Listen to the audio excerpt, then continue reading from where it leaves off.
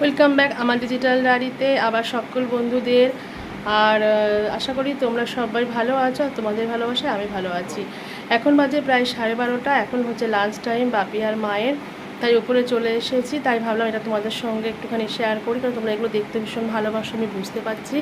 আর আজকে একদম সিম্পল রান্না করেছি, চিচিঙ্গে ছেঁচকি করেছি, প্লেন চিকেন। আর আজকে গোলমরিচ দিয়ে চিকেনটা রান্না করেছি, একটু কালো কালো টাইপের দেখতে হয়েছে, ঠিক আমার গায়ের মতন। আর আমের চাটনি, ঠিক আমের চাটনি না, আমার টমেটো মেশানো চাটনি। চলো ওই ঘরে দুজনে খাচ্ছে, দেখবে চলো। মা, কেমন হয়েছে মাংসটা? হ্যাঁ, ঝাল লাগছে? ঝাল লাগছে না তো?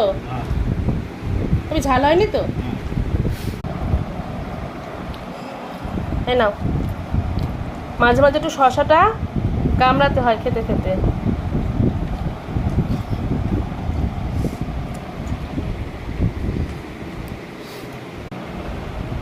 চাটনিটা মুখে দিয়ে দিয়ে খাও।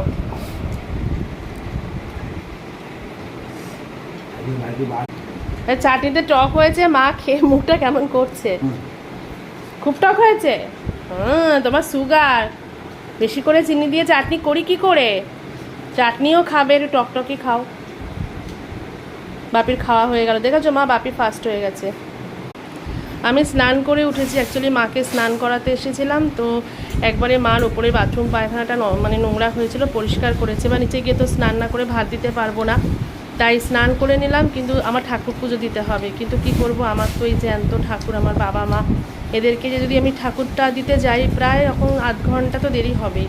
ওই জন্য ভাবলাম আমার জ্যান্ত ঠাকুরগুলোকে আগে সন্তুষ্ট করে নিই, তারপর তো আমার ঠাকুর আছেই। অ্যাকচুয়ালি মা সুগারের থেকে চোখে ভালো দেখতে পায় না, কখনো কখনো মানে সুগার থাকলে নাকি এরকম হয়, কখনো কখনো পুরো চোখে ঝাপসা দেখে, কখনো কখনো একদমই দেখতে পায় না। সেটাই মার হচ্ছে, তো বুঝতে পারি না কখনো। ওই জন্য মাকে খাওয়ানোর সময় একটু পাশে বসলে খুব ভালো হয়, কিন্তু সবসময় থাকতেও পারি না, পাশে বসতেও পারি না, তখন ওই বাপি একটু দেখে। তুমি জানো তো বন্ধুরা, যখন লোক রেখে দিই মায়ের জন্য তখন বেশি খারাপ হয়, কারণ লোক রাখলে ওরা কী করে, ওদের তো ধৈর্য নেই।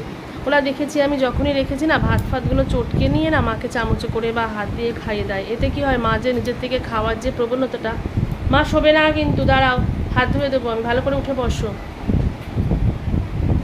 খাওয়া আস্তে আস্তে খাওয়া, আমি বসে আছি।